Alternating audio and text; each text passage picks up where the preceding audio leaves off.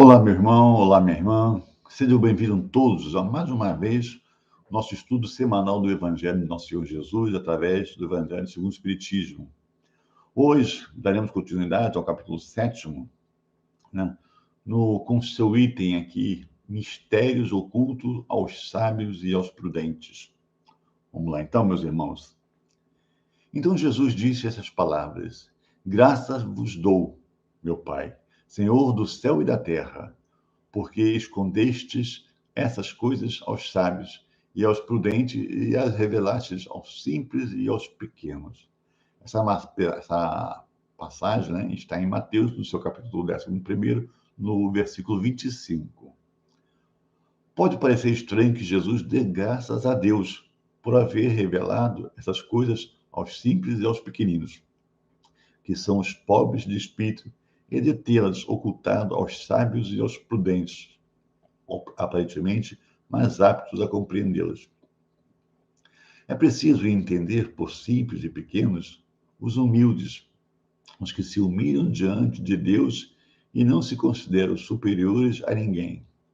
E por sábios e prudentes, os orgulhosos, envaidecidos com o seu saber mundano, que se creem prudentes porque negam e tratam a Deus de igual para igual, quando não o negam. Portanto, na antiguidade, sábio era sinônimo de douto.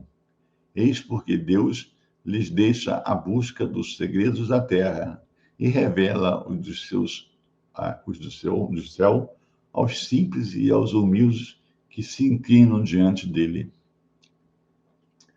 O mesmo acontece atualmente com as grandes verdades reveladas pelo Espiritismo. Certos incrédulos se admiram de que os espíritos façam tão poucos esforços para convencê-los, e que os espíritos se ocupam com aqueles que buscam a luz com boa fé e com humildade. De preferência, aos que creem possuir toda a luz e parecem julgar que Deus deveria ficar satisfeito em conduzi-los até ele, provando assim a sua existência. O poder de Deus se revela tanto nas pequenas coisas como nas grandes. Ele não coloca a luz sobre o alqueire, já que a derrama em ondas por todas as partes. Portanto, são cegos aqueles que não a veem. Deus não quer lhes abrir os olhos à força, já que eles gostam de detê-los fechados. Chegará a vez deles, mas é preciso que antes sintam as angústias das trevas e reconheçam Deus, e não o acaso, na mão que lhes fere o orgulho. Para vencer a incredulidade, Deus emprega, conforme os indivíduos, os meios que julgam convenientes. Não é o incrédulo que deve prescrever o que ele deve fazer, ou lhe dizer: se vós, Deus, quiserdes me convencer, é preciso proceder desta ou daquela maneira, em tal momento e não naquele outro, porque é esse momento que me é conveniente.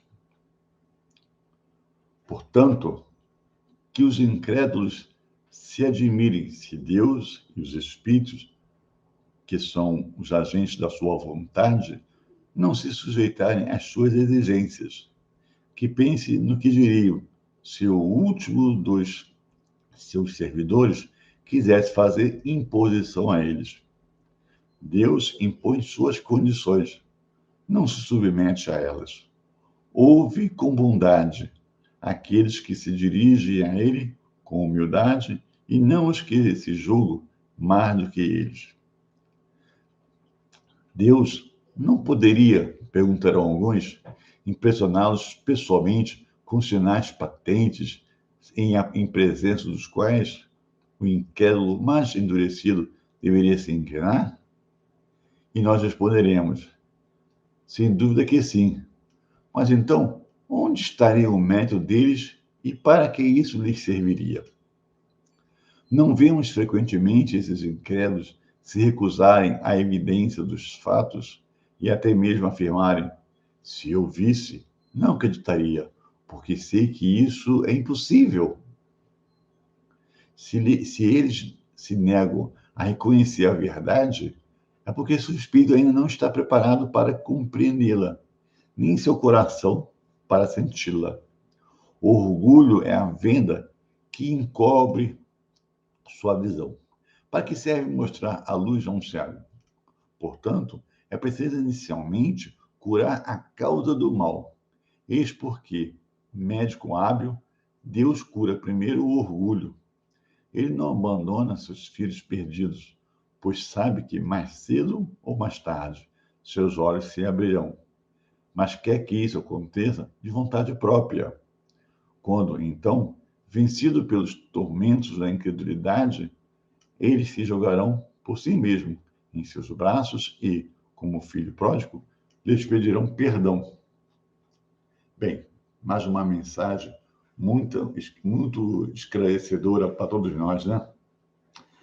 E a gente aqui entende que o que Deus trabalha em nós são os valores do céu, né? Os valores morais. E quem está em melhores condições, meus irmãos, para perceber isso? Quem está em melhores condições? Os sábios, como diz a leitura aqui, os doutos, que para quem não conhece, douto vem aqui de saber, né? Então, os doutos são as pessoas que têm o conhecimento, que têm a sabedoria, que têm a instrução.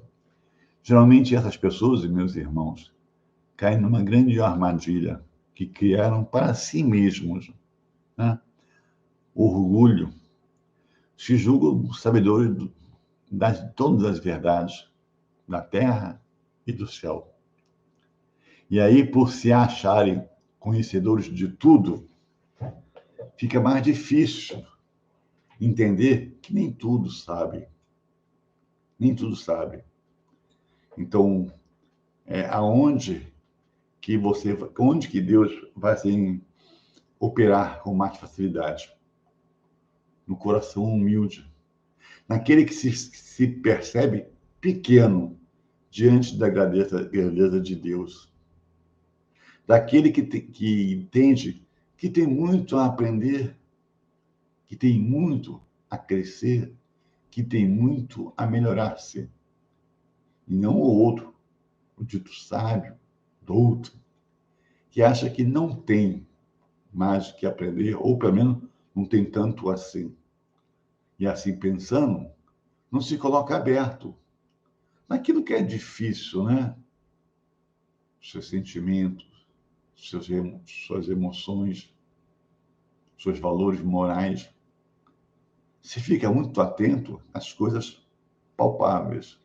Por isso o texto fala que aí Deus deixa para ele, por estar neste momento ainda, né?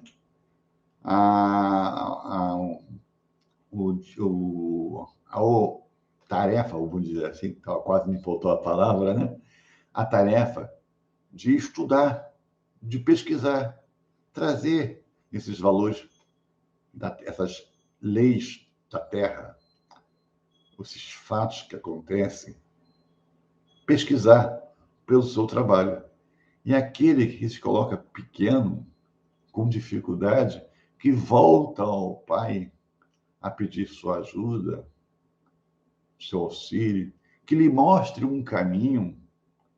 Meus irmãos, há de convir que quem assim age se coloca realmente com muita humildade diante do Criador, diante de Deus, e reconhece que está nele o motivo da sua felicidade, que está nele a busca do saber. Tanto é que Jesus falou que ele e o Pai é um só, né? E que ninguém ia ao Pai senão por Jesus, que é o nosso modelo, nosso guia, nossa referência. Então, Jesus também disse que deixai vir a ele, né, os pequeninos, os humildes, que o texto vem aqui falando, porque esses já estão, através das dores, das dificuldades que passaram, já estão cansados, estão fragilizados e estão querendo que alguém lhes estenda a mão.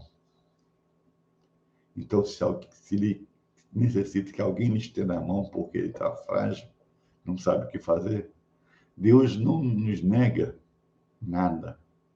E não vai negar nesse momento de extrema humildade, né, e de dificuldades também, estender a sua mão, mostrar por onde caminhar, como agir. Lembrar para todos nós os exemplos trazidos pelo nosso Mestre Jesus, que veio a este mundo não para ser servido, como muitos de nós, à época, imaginávamos, né, filhos de Deus, mas não, veio para servir, porque nele já não tem mais orgulho, já não tem mais vaidade. O amor tomou conta da sua essência, tomou conta do seu ser. E é isso que o Pai espera para todos nós. A humildade, o sentimento do amor, vivenciá-lo, mostrar a todos nós como Jesus fez. Aí, mas eu não sou Jesus, é muito difícil. Nós ainda não somos, seremos, nós ainda não somos. Mas isso, meus irmãos, não é impedimento para que nós possamos dar o nosso melhor, dentro da nossa condição de momento, da atualidade. Quem em nós não pode ter um gesto de carinho, de compreensão, de paciência, uma palavra de ânimo, de esperança? Quem de nós também não pode ofertar? Então, todos nós fomos criados para este objetivo. Nesta caminhada, temos que entender que o objetivo é esse, temos que perceber e temos que praticar. Todos nós, como diz o Evangelho, vamos chegar neste momento de compreensão. Sem dúvida, tenho certeza disso. Mas tem que ser por nós mesmos. O que Deus nos dá são, assim, as oportunidades, os meios de sucesso. Mas a decisão e as ações tem que ser nossa. Teremos amparo? Sim, seremos amparados sempre. Deus não nos ampara nunca. Tanto que quando nós viemos à Terra, ele nos concede um amigo, que muitos chamarão de seu guia, né, o protetor, o anjo da guarda. Não importa o nome que nós viemos a dar, mas é um irmão, numa condição melhor do que nós, em termos de conhecimento, em termos de entendimento das leis de Deus, de valores, que estará junto conosco a todo instante, a nos intuir, a nos mostrar o caminho, respeitando a nossa decisão de aceitar a proposta do caminho, ou, por enquanto, ainda não. Então, entendemos que temos que ser humildes, como Jesus foi. Entendemos que temos que amar.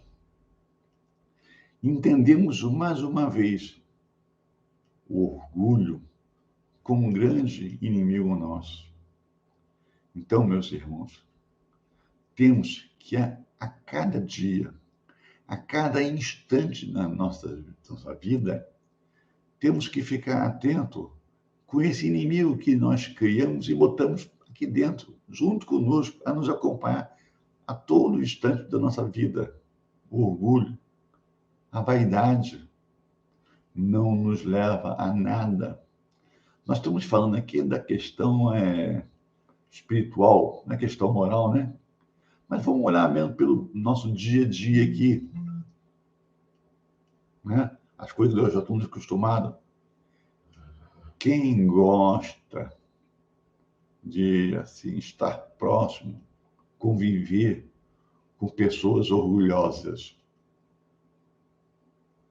A gente vê em filme, a gente vê em novela, a gente vê na vida real pessoas orgulhosas. E muitas vezes nos sentimos incomodados. E temos que nos incomodar mesmo. Mas temos que entender que isso que nós vemos no outro e classificamos de orgulho, de vaidade, nós também as temos.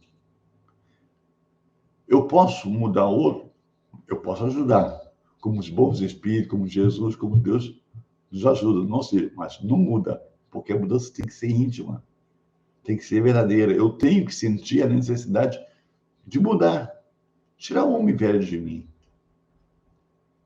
me fazer homem, me fazer modelo, me fazer exemplo, assim como Jesus mostrou para nós.